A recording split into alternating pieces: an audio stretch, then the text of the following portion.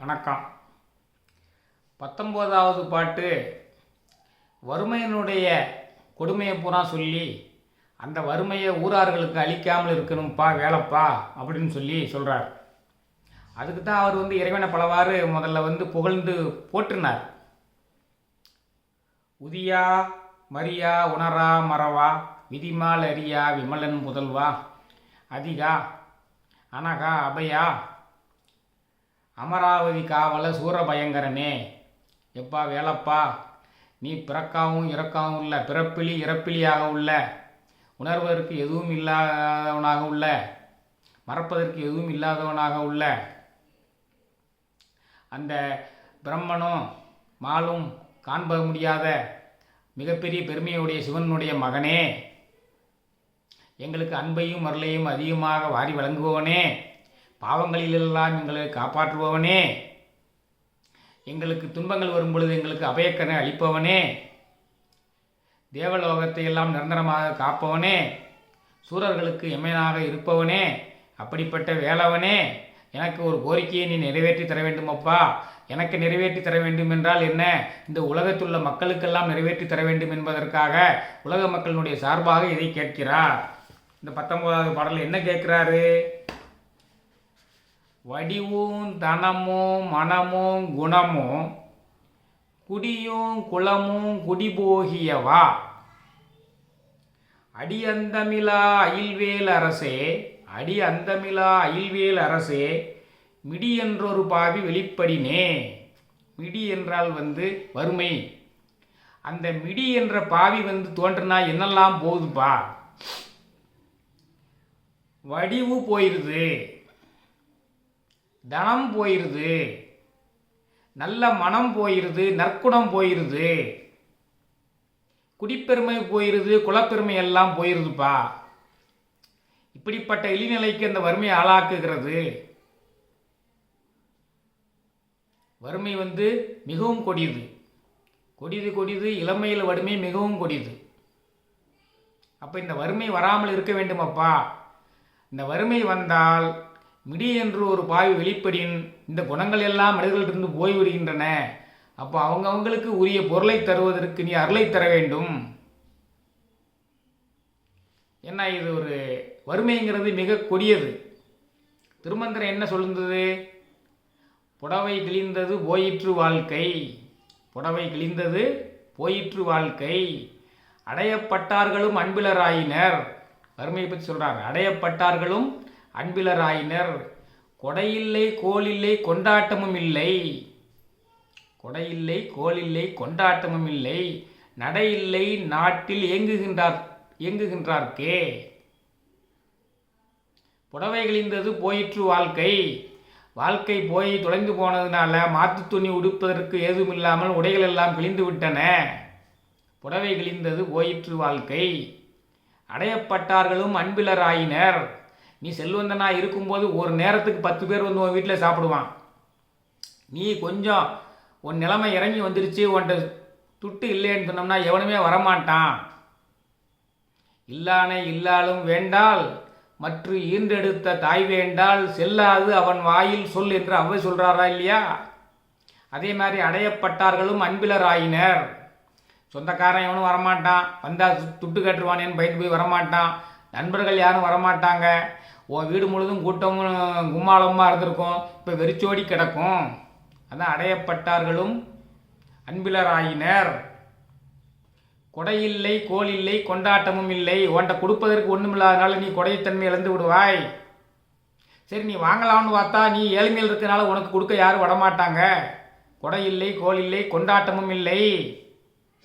திருமண நாள் கொண்டாட்டம் இல்லை, பிறந்த நாள் கொண்டாட்டம் இல்லை, தீபாவளி கொண்டாட்டம் இல்லை, பொங்கல் கொண்டாட்டம் இல்லை, எந்த கொண்டாட்டமும் இல்லை. என்னால் துட்டில்லை. கொடை இல்லை கோல் இல்லை கொண்டாட்டமும் இல்லை, நடை இல்லை நாட்டில் இயங்குகின்றார்க்கே. உலகத்தில் உள்ள நடைமுறைகள் எதையுமே நீ செய்ய முடியாது. தாய்மாமன் முறையை செய்ய முடியாது, தந்தை தாய்க்கு செய்ய வேண்டிய கடமையை செய்ய முடியாது, பிள்ளைகளுக்கு செய்ய வேண்டிய கடமைகளை செய்ய முடியாது, எந்த நடைமுறைகளும் செய்ய முடியாமல் இயங்கிக் கொண்டிருப்பாய் என்று திருமந்திரம் சொல்லுது. வறுமையினுடைய கொடுமையை. வறுமை அவ்வளவு பெரியது. புடவை கிழிந்தது போயிற்று வாழ்க்கை அடையப்பட்டார்களும் அன்பிலர் ஆயினர். கொடையில்லை கோலில்லை கொண்டாட்டமும் இல்லை நடையில்லை நாட்டில் இயங்குகின்றார்க்கே சொல்லுது. அப்போ இந்த வறுமை வந்துருச்சுன்னா பசி வந்துடும். பசி வந்தாச்சுன்னா நம்மள்கிட்ட உள்ள குணங்கள் எல்லாமே போய்விடும். மானம் குலம் கல்வி வன்மை அறிவுடைமை தானம் தவம் உயர்ச்சி தாளாண்மை தேனின் கசிவந்த சொல்லியர் மேல் காமுறுதல் 10 பசிவந்திட பறந்து போம். ஔவையார் சொல்றா, இந்த 10 குணங்கள்லாம் போயிடும். மானம் போயிடும், குலம் போயிடும், கல்வி போயிடும், வள்ளல் தன்மை போயிடும், நம்மள்கிட்ட உள்ள அறிவு போயிடும். மானம் குலம் கல்வி வன்மை அறிவுடைமை தானம் போயிடும், தவம் போயிடும். பசியோடு இருக்கும்போது எங்கே தவம் செய்ய முடியும்? நம்மளுடைய உயர்வெல்லாம் போய்விடும். தொழில் முயற்சிகள் அத்தனையத்தையும் போய்விடும். தேனின் கசி வந்த சொல்லியர் மேல் காமுறுதல் போய்விடும். அவை சொல்றாங்க, இந்த மாதிரி வறுமையில எல்லாமே போய்விடும்.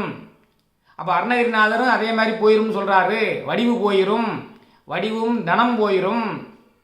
வடிவும் தனமும் மனமும் குணமும், மனமும் குணமும் குடியும் குளமும் குடி போகியவா அடி அந்தமிழா அயில்வேல் அரசே விடி என்றொரு வாவி வெளிப்படினே.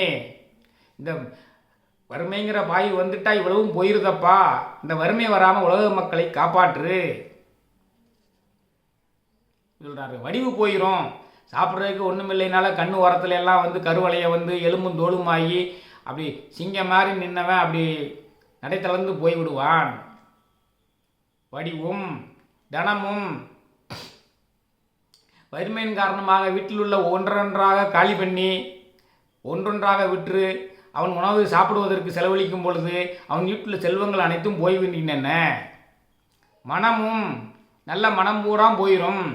செல்வந்தனாக இருக்கும் பொழுது நிறைய பேருக்கு உபகாரம் பண்ணியிருப்பான், கருணைங்கிற நல்ல மனம் இருந்திருக்கும். இப்போ காசு இல்லாத சமயத்தில் ஒன்றுமே செய்ய முடியாது. ஏதாவது ஒரு துண்டு பைசா கிடைச்சா கூட பைக்கில் வைக்க முடியுமான்னு பார்ப்பான். அப்போ இரக்கம் என்ற குணம் மனம் போய்விடும், நல்ல குணங்கள் போய்விடும்.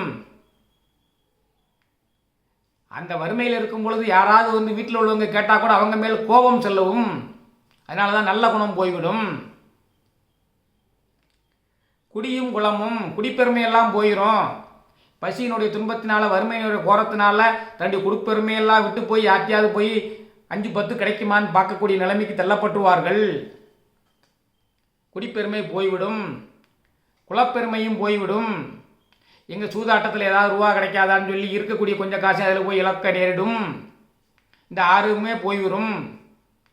மிடி என்றொரு பாய் வெளிப்படினே. அப்போ இந்த மிடி என்ற வறுமையிலிருந்து நம்மளை காக்க வல்லவன் யார்? கொஞ்சம் போல சில காலங்கள் வந்து நமக்கு வந்து அரசனாக இருக்கவங்களால இதை காப்பாற்ற முடியுமா? குறிப்பிட்ட காலம் மட்டுமே இருக்கக்கூடிய அரசர்களால் இதை காப்பாற்ற முடியுமா? காப்பாற்ற முடியாது. அப்போ நிரந்தரமாக யார் இருக்கானோ அவனால தான் இந்த துன்பங்கள்லேருந்து வறுமைங்கிற துன்பத்திலிருந்து காப்பாற்ற முடியும். அப்போ நிரந்தரமான அரசன் யார்? அடி அந்தமிழா அயில்வேல் அரசே.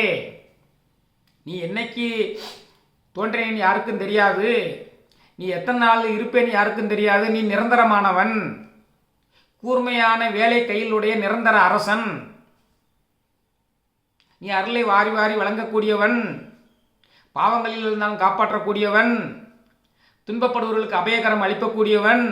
அப்படித்தான் தேவர்களுக்கு அளித்து தேவர்களுடைய காவலனாக இருக்கிறாய், தீமை செய்வதற்கெல்லாம் பயங்கரனாக இருக்கிறாய். அப்படிப்பட்ட இறைவனே, நீ நிரந்தரமானவன், நிரந்தரமாக உலகோருக்கு அரசனாக விளங்குகிறாய். உலகங்கள் யாவும் உன் அரசாங்கமே. அப்போ நிரந்தரமான அரசனாக இருக்கக்கூடிய நீதான் வந்து எங்களை வறுமை துன்பத்திலிருந்து காப்பாற்ற வேண்டும். இந்த வறுமை துன்பத்தினால் நாங்கள் வடிவு குடிபோகிறது, தனம் குடிபோகிறது, மனம் குடிபோகிறது, குணம் குடிபோகிறது, குடிபோகிறது, குலம் குடிபோகிறது. இந்த 6 பண்புகளுமே எங்களை விட்டு போகின்றது. இந்த வறுமையின் காரணமாக இவ்வளவும் போகின்றது. அதை காப்பாற்றுவதற்கு எழுந்தோடி வா, மயில் மேல் வா என்று இந்த பாடலில் வந்து விண்ணப்பம் வைக்கிறார். வடிவும் தனமும் மனமும் குணமும் குடியும் குளமும் குடிபோகியவா அடி அந்தமிழா அயில்வேல் அரசே. அடி அந்தமிழா அயில்வேல் அரசே மிடி என்றொரு பாவி வெளிப்படினே. இந்த பாடலை தொடர்ந்து பாடி வந்தால் பொருளாதார சிக்கலிலிருந்து நீங்கள் மீண்டு வருவது உறுதி. அதுக்கு தான் இந்த பாடல். நன்றி, வணக்கம்.